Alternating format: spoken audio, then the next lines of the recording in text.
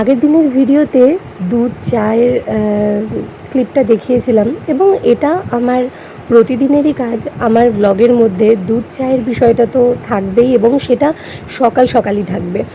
আর সেইটা দেখেই আর কি আমাকে একজন বোন আমাকে কমেন্ট করেছো যে সকাল সকালই একটা আনহেলদি খাবার দিয়ে আর কি আমি দিন শুরু করেছি। তো সেটা নিয়েই আর কি বলেছে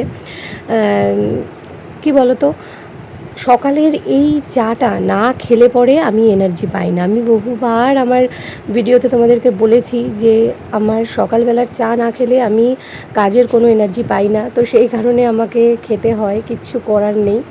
তো এটার সাথে তোমরাও অভ্যস্ত হয়ে যাও, আমার কিচ্ছু করার নেই। সেটা আনহেলদি হোক, আমার পক্ষে অনেকটাই ক্ষতিকারক হোক, তবুও আমার কিছু করার নেই। সকালবেলা এই চাটা না খেলে আমি কিছুতেই বুস্ট আপ হই না এবং আমার সংসারে প্রচুর কাজ, সেগুলোকে আমাকে প্রচুর এনার্জি নিয়ে করতে হয়। তো সেই কারণে কিন্তু চা আমার দরকার। তো যাই হোক, সকালটা তো শুরু করলাম। আর আগের দিন পুজো করে সমস্ত ফল ওই সব সিধেপত্রগুলো এনেছে, তো সেগুলো সমস্ত রাখাই রয়েছে, কিছুই গোছানো হয়নি। তো সেগুলো না ওই বোন যেহেতু আগের দিন এসেছিলো, বোন বলছিল দিদি যদি ভাদ্র মাস যেহেতু পড়েছে তাল যদি পাস তাহলে রেখে দিবি, আমি এসে নিয়ে যাব। তো মা আসবে, মাকে দিয়েই তালটা পাঠিয়ে দেবো। কারণ আমাদের বাড়িতে জন্মাষ্টমীর আগে আমরা তালের বড়া, তালের কোনো কিছুই খাই না। তো ওদের তো সে বিষয়টা নেই, সব পরিবারে তো সমান নিয়ম থাকে না। তো ওরা জন্মাষ্টমীর আগেই তালের বড়া করে এবং খায়। তো সেই কারণে ফেলে দিয়ে কি করব, তার থেকে বরঞ্চ বোন যখন চেয়েছে বোনকেই দেবো। তো মাকে বলেছি আসতে, মা যেহেতু বোনের বাড়িতে যাবে, যেদিনকে যাবে ওগুলো আর কি নিয়ে চলে যাবে। তো এদিকে ঝর্ণাদিও এসে গেছে, ঝর্ণাদির কাজ শুরু করে দিয়েছে, আমি আমার কাজ শুরু করে দিয়েছি। নমস্কার বন্ধুরা, আমি প্রিয়াঙ্কা। সবাই আশা করি খুব ভালো আছো, সুস্থ আছো। আমার আরও একটি নতুন ব্লগ শুরু করলাম। সাথে থেকো, পাশে থেকো এবং পুরো ব্লগটা আশা করি তোমাদের ভালো লাগবে। তোমরা অনেকেই আমাকে জিজ্ঞেস করেছিলে যে আমি অন্নপূর্ণার টাকা পেয়েছি কি না। তো না, আমি এখনও অন্নপূর্ণার টাকা পাইনি। 5 দিন ধরে আমার অন্নপূর্ণার যে স্ট্যাটাসটা সেটা অ্যাপ্রুভ হয়ে আছে, বাট আমার অ্যাকাউন্টে কোনো টাকা ঢুকেনি। তো এই নিয়ে ভীষণ একটা চিন্তায় রয়েছি। এবার সবাইকে বলছি যে অ্যাপ্রুভ তো হয়েছে কিন্তু টাকা ঢুকেনি, কিন্তু সবাই আমাকে বলছে অ্যাপ্রুভ যখন হয়ে গেছে তাহলে কোনো সমস্যাই নেই, তুমি কিন্তু টাকা পেয়ে যাবে, একটু ওয়েট করো। 26 তারিখ অবধি সময় দেওয়া হয়েছে, কোথাও শুনছি 31 তারিখ অবধি সময় দেওয়া হয়েছে। তো দেখা যাক, এই সময়গুলো যদি পার হয়ে যায়, অতিক্রান্ত হয়ে যায়, তখন তারপর না হয় এটা নিয়ে মিউনিসিপ্যালিটিতে যাওয়া যাবে। তবে একটা জিনিস, সবাই আমাদের পাড়াতেই অনেকেই আছে যাদের আন্ডার প্রসেস ছিল এবং দিনের দিন অ্যাপ্রুভ হয়ে দিনের দিনই টাকা ক্রেডিট হয়ে গেছে, কিন্তু আমার 5 দিন ধরে সেটা পড়ে রয়েছে। এটা ভেবেই একটু খারাপ লাগছে। এই যা, এদিকে সকালে আলুর তরকারি করে নিচ্ছি, একটু মানে ওই যেরকমটা করি আর কি, বাটি চচ্চড়ি তেমনটাই করছি। আর এর আগের দিনকে না চাউমিন করেছিলাম, যে বোন এসেছিলো, তো অনেকটাই বেশি সেদ্ধ করা হয়ে গেছিলো। তো আমি এই কন্টেনারে করে ফ্রিজে রেখে দিয়েছিলাম যে বাবানকে কোনো একদিন করে দেবো, মানে নেক্সট 2-1 দিনের মধ্যেই আর কি করে দেবো। তো বাবান আজকে বললো মা চাউমিনটা তো রাখাই রয়েছে, তাহলে বরঞ্চ ওই চাউমিনটাই আমাকে করে দাও।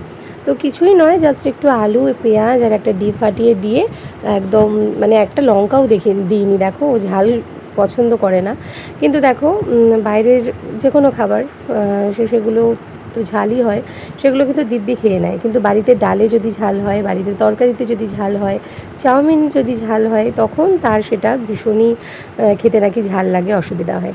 তো এই তো চলছে আর কি। তো যাই হোক, ওদিকে চাউমিনটা করে নামিয়ে নিয়েছি, গ্যাসটাও পরিষ্কার করে নেওয়া হয়ে গেছে। আর এদিকে আটা মাখা ছিল না ফ্রিজে একেবারেই, তো যেহেতু রুটি করব সকালে, তো এদিকে আটা মেখে নিচ্ছি। বেশি করেই মেখে রাখলাম, এখনও হয়ে যাবে, রাত্রেও হয়ে যাবে। আর এদিকে ভাত বসিয়ে দিয়েছি, বাবানের যেহেতু স্কুল রয়েছে, বাবান স্কুলে যাবে, তো ভাত খেয়েই যাবে। আর এদিকে 3 আঁটি কলমি শাক নিয়ে এসেছে, তোমাদের দাদাভাই বলেছিলাম বাজার থেকে একটু কলমি শাক নিয়ে আসতে। তো কলমি শাক অনেক দিনই আবার খাওয়া হয় না, আর যখনই খাওয়া হয় আমাদের একটু ওই কালো জিরে দিয়েই খাওয়া হয়, কালো জিরে কাঁচা লঙ্কা দিয়ে, মানে যেহেতু মা বাবা খায়। তো আজকে ভাবলাম কি যে একটু রসুন ফোড়ন দিয়ে আর কি কলমি শাকটা রান্না করি। তো অনেক দিন এইভাবে খাওয়া হয় না। বাবা মায়ের জন্য আজকে একটু উচ্ছে আলু চচ্চড়ি করে দেবো, আর আমাদের জন্য এই শাক ভাজাটা পেঁয়াজ রসুন, মানে রসুন ফোড়ন দিয়েই করব। কলমি শাক, লাল শাক, এগুলোতে না রসুন ফোড়ন দিলে বেশ ভালো লাগে খেতে। আগের দিনকে আমার শ্বশুরমশাই যেহেতু মানে মানে আগের দিনের ব্লগে দেখিয়েছি যে ওনার মাটন খেতে ইচ্ছে করেছিল এবং ওনাকে খেতেও দিয়েছিলাম এবং সেটা উনি একবেলাই খেয়েছিলেন।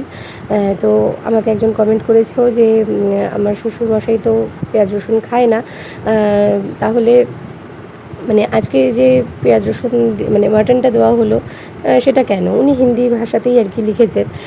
তো আসলে ব্যাপারটা কী বলো তো, উনি যে কোনো দিনই পেঁয়াজ রসুন মাছ মাংস খেতেন না তেমনটা কিন্তু, মানে মাংস খেতেন না এমনটা কিন্তু নয়, উনি খেতেন, কিন্তু ইদানিং বেশ অনেক বছর হয়ে গেল উনি আর খান না। উনিও খান না, আমার শাশুড়ি মাও খান না। তবে এমনটা নয় যে উনি কোনো দিনও খাবেন না, ওনার ইচ্ছে হয় না, উনি খায় না। বলি না যে আমাদের ছোঁয়ার কোনো ব্যাপার নেই, যেহেতু ওনারা নিরামিষাশী নন, ওনারা সব কিছুই খেতেন, এখন খেতে ইচ্ছে করে না, খান না, তো সেরকম একটা বিষয়।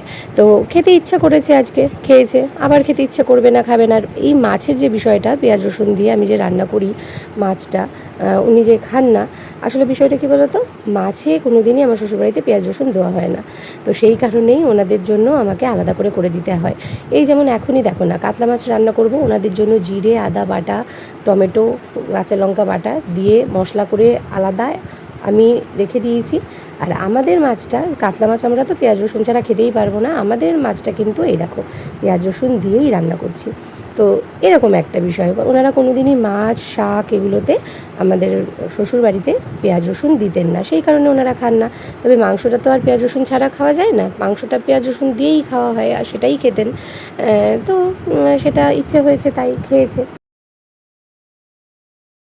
তো আমাকে আর কি সবাই বলছে যে তুমি গিয়ে বাড়িতে বসে না থেকে ব্যাঙ্ক অ্যাকাউন্টটা চেক করো, ব্যাংকের মেসেজ হয়তো নাও আসতে পারে, সার্ভারের কোনো প্রবলেম থাকলে তুমি যাও ব্যাংকে গিয়ে বইটা আপটুডেট করো। তো সেটা করতেই এখন যাচ্ছি, রান্নাবান্না তো সমস্ত সেরে রেখে গেলাম।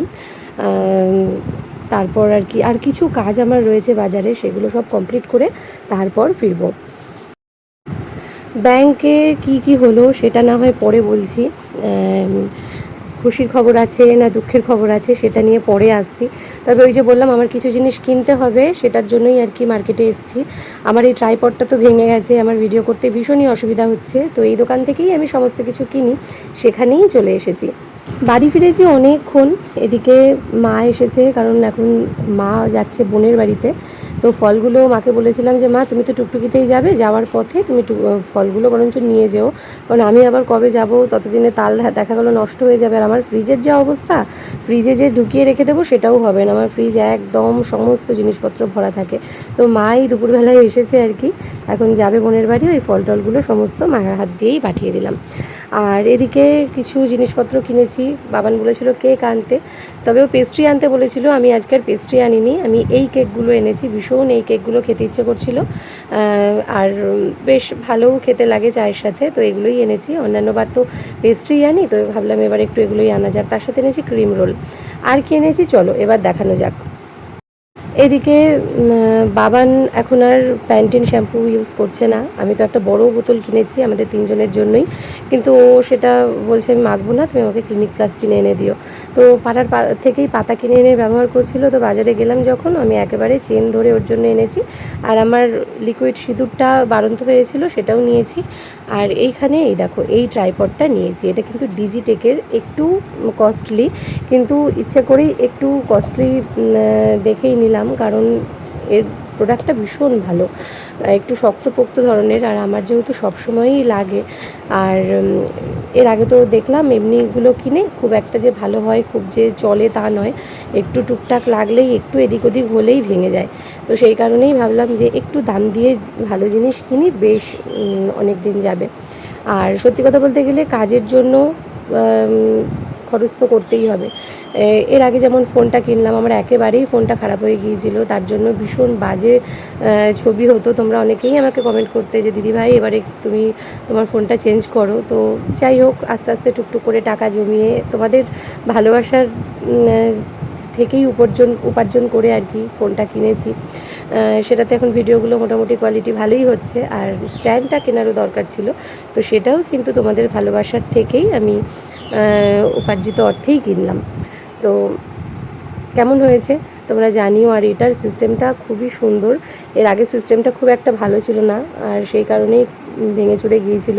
তো এটা সত্যিই ভীষণ ভীষণ সুন্দর, ভীষণ পছন্দ হয়েছে আমার, আর একটা বেশ ভালো একটা কোম্পানি, সেটা দেখেই আরও নিলাম। তো তোমরা আমাকে কিছুদিন ধরেই অনেকেই জিজ্ঞেস করছিলে যে আমার অন্নপূর্ণার টাকা ঢুকেছে কি না, তো সেটার জন্যই আর কি আমি গিয়েছিলাম ব্যাংকে। এবং আমি বাড়ি থেকে তো একটা টোল ফ্রি নাম্বার ছিল ব্যাংকের, সেটাতেই বারবার ব্যালেন্স চেক করছিলাম, এবং সেটাতে দেখলাম যে আমার ব্যালেন্স আপডেট হয়নি, মানে কোনো টাকা ক্রেডিট হয়নি। তো এটাই চলছিল। তো সবাই আমাকে বলছিল যে ব্যাংকে গিয়ে বইটা আপ টু ডেট করতে। তো সেরকম রীতিমতো আজকে গিয়ে বইটা আপ টু ডেট করি, এবং তাতে দেখা যায় যে আমার যা ব্যালেন্স ছিল সেটাই রয়েছে, আমার কোনো রকম কোনো টাকা ক্রেডিট হয়নি। তো স্বাভাবিকভাবেই পাড়ার সবাই পেয়ে গিয়েছে, আমি শুধু বাদ। মনটা তো ভীষণই খারাপ হলো। তো আমাদের পাড়ারই আরও একজন আমার বান্ধবী বলতে পারো, মানে যার পার্লারে আমি মাঝে মধ্যে যাই, বুলটি, তাকে তো তোমরা চেনোই। ও ছিল ওর শাশুড়ির সাথে ব্যাংকে কোনো একটা কাজে গিয়েছিল। তো আমাকে সে বললো যে তুমি একটু ডিবিটি লিঙ্কটা চেক করো। তো ডিবিটি লিঙ্ক চেক করতে গিয়ে তখন দেখা গেল যে আমার যে পার্সোনাল অ্যাকাউন্ট যেটা, সেই অ্যাকাউন্টের সাথে ডিবিটি লিঙ্ক করা নেই, এবং ওই ব্যাংকে আমাদের আরও একটি জয়েন্ট অ্যাকাউন্ট রয়েছে তোমাদের দাদাভাই এবং আমার নামে, যেটা অ্যাক্টিভ নয়, মানে বহুদিন ধরে ওইটা আর আমরা কোনো রকম ট্রানজ্যাকশান করি না। তো সেটা ওইভাবেই রয়েছে, সেই বইটাতে ডিবিটি লিঙ্ক করা রয়েছে সেই অ্যাকাউন্টে, এবং আমার টাকাটা ওতেই ক্রেডিট হয়েছে, সেটা শুনে এসেছি। এবার ওই বইটা নিয়ে আগামী দিন যেতে হবে, আগামী দিন ছুটি রয়েছে, পরশু দিনকে যাব। গিয়ে হয়তো কেওয়াইসি জমা দিতে হতে পারে আমাদের দুজনেরই, যেহেতু জয়েন্ট করা। কেওয়াইসি জমা দিয়ে তারপর বইটাকে আবার অ্যাক্টিভ করব, আর তারপর ব্যালেন্স চেক করবো যে কত কি পেলাম, 1 মাসেরই পেলাম নাকি এর আগের গুলো ক্রেডিট হয়েছে জানি না। অনেকের তো জুন মাস থেকে টাকা ঢুকছে, তো দেখা যাক। এখনও আমি জানি না আমার কত কি ঢুকেছে, তবে টাকাটা ঢুকেছে। যাই ঢুকুক না কেন, যদি এ মাসের টাকাটাও শুধুমাত্র ঢোকে তাতেও খুশি, বড্ড খুশি। এগুলো একটা এক্সট্রা টাকা সরকার দিচ্ছে, কেন নেব না? সরকার দিলে কেন নেব না? 5 জন নিচ্ছে, আমিও নেব। আর যদি না পেতাম তাতেও কোনো দুঃখ থাকতো না, যার খুবই প্রয়োজন সে অবশ্যই পাক, আমি সবসময় এটা ভাবি। কিন্তু আমারও হাজব্যান্ড চাকরি করে না, আমার শ্বশুরমশাই চাকরি করে না, বা কোনো ট্যাক্স পে করে, এমন কোনো ব্যাপার নয়। সবাই আমরা মধ্যবিত্ত, তো সুতরাং পাওয়ার জন্য আমি নিশ্চয়ই যোগ্য ছিলাম, তার জন্যই অ্যাপ্রুভ হয়েছিল। তো যাই হোক, পেয়ে গেছি, ভীষণ আনন্দ লাগছে, খুবই ভালো লাগছে। তো দেখা যাক কী করা যায়, ঠিক আছে? তো যাই হোক, চলে এসেছি তো অনেকক্ষণ। বাবান তো স্কুলে গেছে, এসেই আগে ওনাদেরকে খেতে টেতে দিয়ে নিয়েছি সমস্ত কিছু। আর এখন সেই সকালে স্নান করেছি, আর স্নান করিনি। তবে এখন আর ইচ্ছে করছে না, একেবারে ভাবছি সন্ধ্যাবেলায় একটুখানি না হয় গা ধুয়ে নেবো, এখন আর কিচ্ছু ইচ্ছে করছে না। এদিকে বাইরে আমার মিঠু চিৎকার চেঁচামেচি শুরু করে দিয়েছে, যে বুঝতে পেরেছে যে মা যখন কথা বলছে ঘরে কেউ নেই, তার মানে ফোনটা অন করেছে। আর আমার ফোন অন করা মানেই মিঠু ভীষণ চিৎকার করে, তোমরা তো সেটা দেখেইছো। তো ঠিক আছে, চলো এবার এডিট। তোমাদেরকে বলেছিলাম না যে বাবান ঘুড়ি বানিয়েছে, সেটা তোমাদের সাথে শেয়ার করব। তো এই দেখো, 2খানা ঘুড়ি বানিয়েছে বাবান, দেখা। এই যে পেছনে ডিজাইন আছে, সামনে এইরকম। এটার নাম কি? এমনি। আচ্ছা, এটা হলো মুখ পোড়া। এই যে কে বলবে হাতে বানিয়েছে, দেখে মনে হচ্ছে যেন মানে কেনা ঘুড়ি। ভালো হয়েছে। আমার চোখে তো আমার ছেলে যেটাই বানাক না কেন সেটাই আমার কাছে সুন্দর হবে, কিন্তু তোমাদের কেমন লাগলো সেটা কিন্তু অবশ্যই কমেন্ট করে জানাতে ভুলো না। আর এই ঘুড়ি তোলে একদম সেই দূর আকাশে, অনেক দূর ওর ঘুড়ি ওঠে, অনেক দূর। একটুখানি ভিডিও করবি তো ছাদ থেকে, ভালো করে, এই এই রেশিওতে, ঠিক আছে? করে দিবি, আমি আমার বন্ধুদের দেখাবো।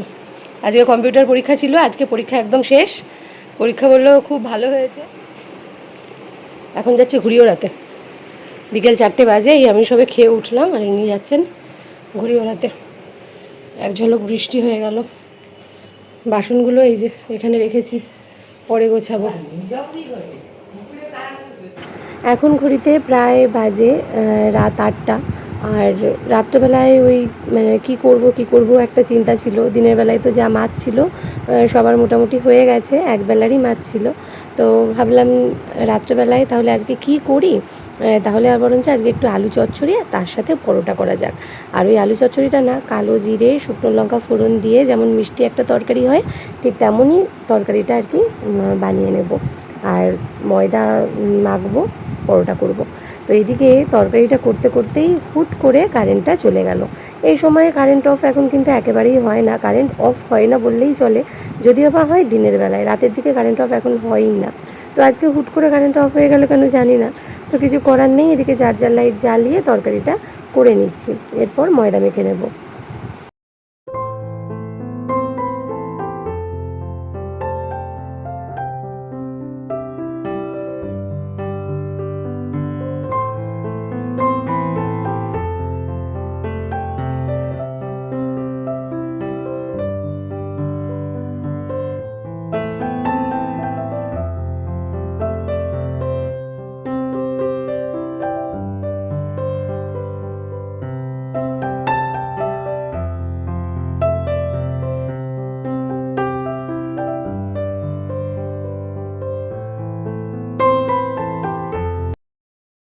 কারেন্ট অবশ্য বেশিক্ষণ থাকেনি, চলে এসেছে প্রায় ওই 10 মিনিট মতন পরই। তো তারপর এদিকে তরকারি নামিয়ে নিয়ে এদিকে এখন গরম গরম পরোটা ভেজে নিচ্ছি। বাবানের আজকে সন্ধ্যেবেলায় 7:30 থেকে পড়া ছিল। তো বাবান ওদিকে তো পড়তে গেছে। বাবানের এখনও মানে 9:45 বাজে, এখনও ছুটি হয়নি। তো সবে ওর ম্যামকে ফোন করলাম, তো বললো যে না এখনই ছেড়ে দিচ্ছি, পড়া এখনও কমপ্লিট আসলে হয়নি। তো যাই হোক, এদিকে আমি পরোটাগুলো সমস্ত ভেজে নিচ্ছি, বাবান চলে আসলে তারপর আর কি সবাইকে খেতে দিয়ে নেব। বাবান বাইরে থাকলে না ওর দাদু ঠাকুমা কেউই খেতে চায় না। স্বাভাবিক, বাচ্চাটা বাইরে থাকলে কারোর কি মুখে খাওয়া ওঠে? তো সেই কারণেই আরও দেরি করেই আমি এগুলো ভাজতে বসলাম। না হলে আমি মোটামুটি যদি পরোটা লুচি করি মোটামুটি 9টার থেকেই শুরু করে দিই, কারণ সবার জন্য করতেও তো সময় লাগে। তো বাবান চলে আসলে সবাইকে খেতে দেবো। তো আজকের মতো এখানেই ব্লগ শেষ করছি। আর হ্যাঁ, কারা কারা আমার মতো অন্নপূর্ণা হলে অবশ্যই কিন্তু কমেন্টে জানাতে ভুলো না।